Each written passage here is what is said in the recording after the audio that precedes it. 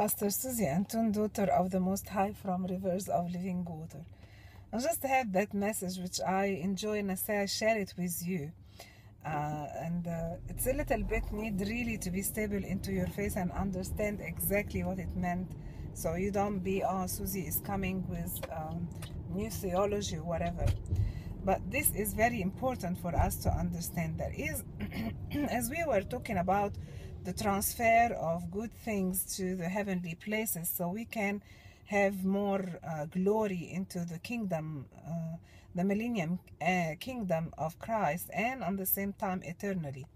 Now Jesus, 3 verses would open to me, and I'm linking them together.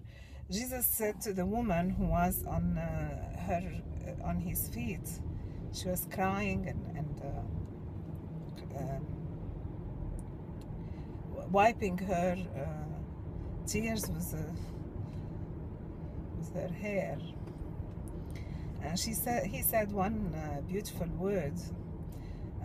She was forgiven of her many sins because she loved much. Because she loved much, she's forgiven. لأنها أحبت كثيرا غفرت لها خطاياها أو غفر لها من أحب كثيرا غفر له. So it's like a measure of forgiveness that you can have according to the amount of love that you have. See here, like really, if Satan is not sticking us or catching us in our sins,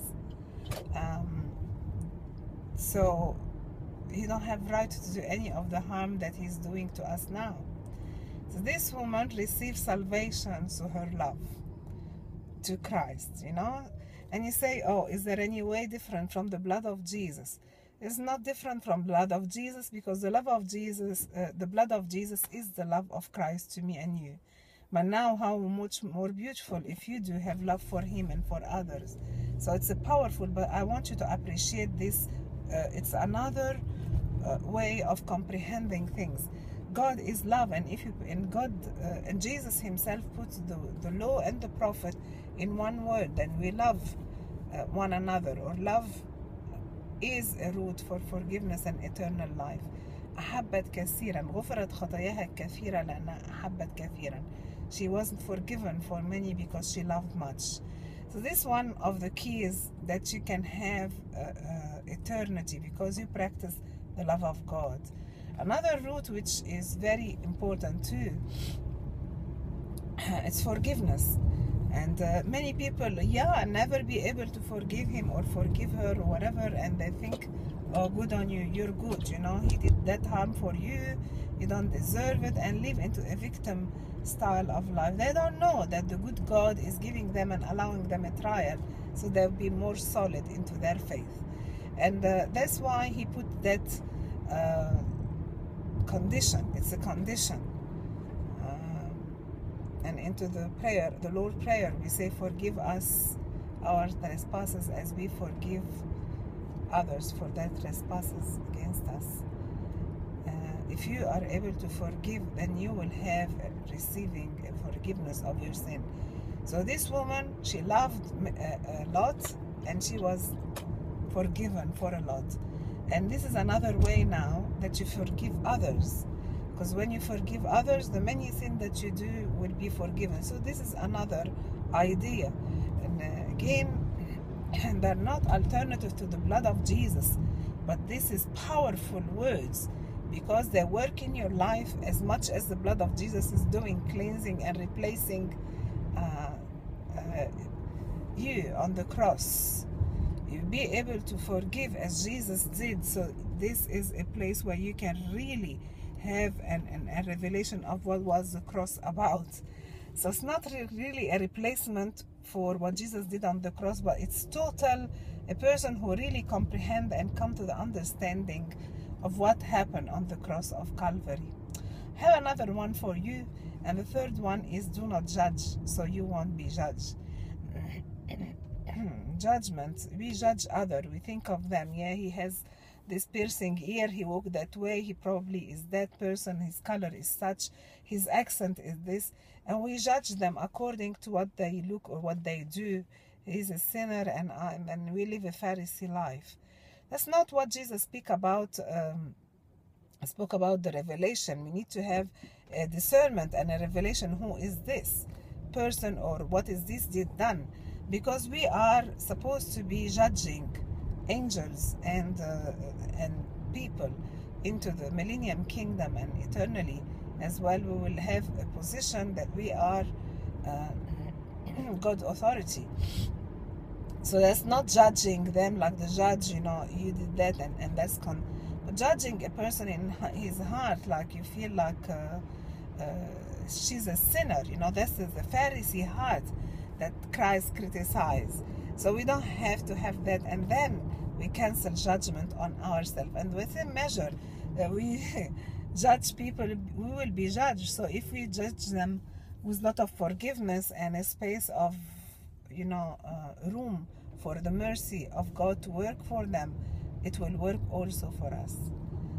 Just living with these three things, because like everyone was a revelation to me on a separate different days, and I was just like reaching that level. Oh my God, we think the blood of Jesus, but that's the effect of the blood of Jesus. She loved much. That's the way forgiveness or have sinned.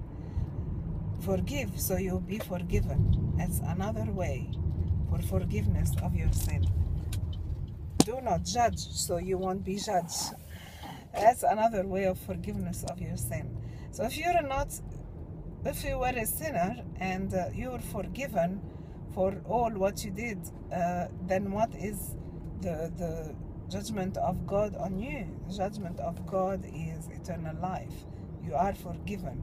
You enter into the benefit of the cross because you understood the cross. You understood the love who can forgive much, and you understand the love who forgive on the cross every man and woman eternally. I mean, in all generation Christ forgive us. I just pray that God give you the right meaning of this, and I just want to encourage you to do more transfer to your heavenly place. If you love much, you'll be more forgiven. If you do not judge, you won't be judged. And if you are able to forgive people who sin against you or their trespasses, their sins, their wickedness against you, you will be also forgiven. Brother and sister, walk the walk, talk the talk, live the life that God created you to live. Love Him with all your heart. Do not judge people, and forgive as much as you can. There was a woman the other day, 2 days ago, she was in my clinic, and she was a little bit very lonely and sad and frustrated, and she was telling me she had a cancer and she's dying, you know, cancer colon, and she don't know what the doctors will do or say, and her family that she do not know them much, they're hurting her, they want her money and stuff like that. Like you have always a story. But then she said, you know, I said, oh my God, this is very good. You have an opportunity to forgive. I said, what do you mean? I said, if you forgive them for what they do against you, you'll have more chance to be forgiven. How wonderful is that? Like someone did something wrong against you and you decide to drop the charge against him or against her. Do you know the power of that? And who of us do not want to be forgiven? All of us need that God declare us that we are sin-free and we're forgiven and accepted and receiving eternity in His glory and His presence. The people that hurt you, or you think instead of going after your pride and instead of going after the bitter heart, it's an opportunity that you are not the one who did the offense, you're the one who was offended, and you have a chance to forgive. What an honor to forgive people. And when I'm saying that, my heart is full of things that I want to forgive. And for those people that God knows, I want to forgive them. I am forgiving you now by my all and complete will. Though my heart is aching and really bleeding from pain, things were done. Those are loved ones who allowed the devil to twist their thinking and hurt us as a family. But I'm choosing in front of the whole world and in front of God to forgive, because I need to be forgiven and I need to give them chance to repent So I'm not holding anything against them. And I pray that the love of God will reach them wherever they are, and may they hear the truth, and may the love reach their heart and change it as I speak my word right now. I'm going to church right now, and I just said that I may share this beauty of God and the secret of deep secret that we just read those words and we don't really comprehend and enter into the beauty and the power of the forgiveness, and the power of the love of others, love one another, and the power of not judging others. Many times when I preach the gospel, and I say something, so are you judging me? So no, I'm not judging you. There is a word in the Bible: if you do not judge yourself, if you don't condemn yourself, it's only the Holy Spirit who can give us the conviction of our sin with a beautiful and tender way. May the Holy Spirit, God the Holy Spirit, convict you of your sins. You need to cry for your sins and things that you did, hurting others. And you need also to release them, love them, and walk the walk that God wants you to walk. Go from strength to strength, from love to another love level, from forgiveness to another level of forgiveness, from not judging to really comprehending or understanding what people pass through. In the name of Jesus, I pray. Have a lovely day, and bye for now.